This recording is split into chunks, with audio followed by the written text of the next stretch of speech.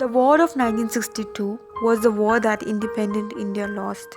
The Sino-Indian War or the Indian-Chinese War had few backstories which built up in Chinese government against India, and as a result Chinese troops attacked the Indians through eastern as well as western borders. Hi everyone, welcome to my channel. I hope you guys are staying safe. Looking at the history from the beginning of both the nations' independence, India got their independence in the year 1947 from British rule, and China became the People's Republic of China in the year 1949. Chinese fight for independence was against the nationalists, and China was having civil war in the country from 1927 to 1949 intermittently. It was nationalists versus the communists. Story of dispute began between India and China. India had no intention of an enemy for China, and I'll give you two good proof for that. China, being a communist country, were not acceptable in UN by UK, USA and the USSR. India helped China to be a part of UN. Secondly, India gave its veto power, which was actually offered to India, to China, explaining India will not be able to use it as a third world country. India showed here itself as a true friend, but what China had it in them was shown by them in the Sino-Indian War in the year 1962. Let's come to the point now where the story of dispute began. It all started when China annexed Tibet. This happened in the year 1950 when People's Republic of China gained control over Tibet. China claimed historical rights over Tibet. It was because in the past Qing dynasty ruled in Tibet and China wanted the control over Tibet again. This was the first reason, as Chinese considered Arunachal Pradesh as part of South Tibet, which India had acquired according to China. So this was a border dispute which Chinese government had it in their mind. Second reason is also because of Tibet. Dalai Lama, who was the spiritual and political leader of Tibet, fled to India and refused, and was also shown in the newspaper having good terms with Indian Prime Minister Jawaharlal Nehru. Reason was Akshay Chin. In my last video, I explained Akshay Chin was considered part of Jammu and Kashmir according to demarcation done by William Johnson, but China didn't accept it and wanted Akshay Chin.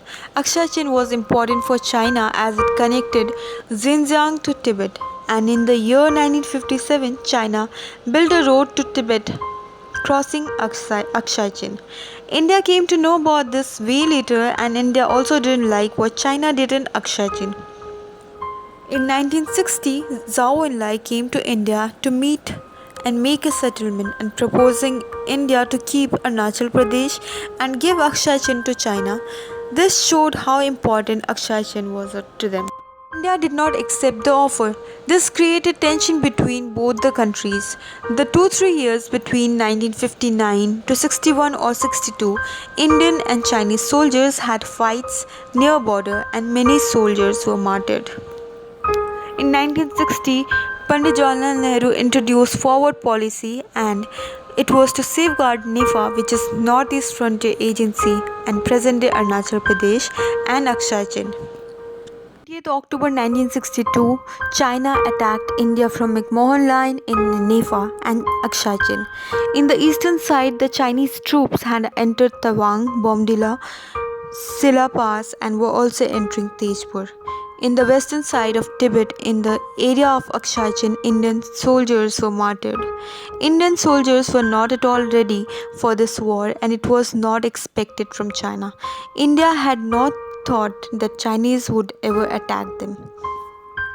There were 80,000 soldiers of China and Indians were hardly 10,000 to 20,000. Indian troops didn't have many modern weapons as compared to China. V.K. Menon was the defense minister of India then, and he is said to make a miscalculation on the troops which he kept dedicated for Pakistan border and not involve them for the Sino-Indian war. Calculation was said to be done by Pandit Jawaharlal Nehru as he misjudged China's intention for India and did not make his country ready for this warlike situation. Sino-Indian War highlights the courage of Major Shaitan Singh with his troop who bravely fought in the Razangla Pass, which was 17,000 feet above, and it was in the 13th Kumaon Regiment. He was later given posthumously the Paramveer Chakra Award for his bravery.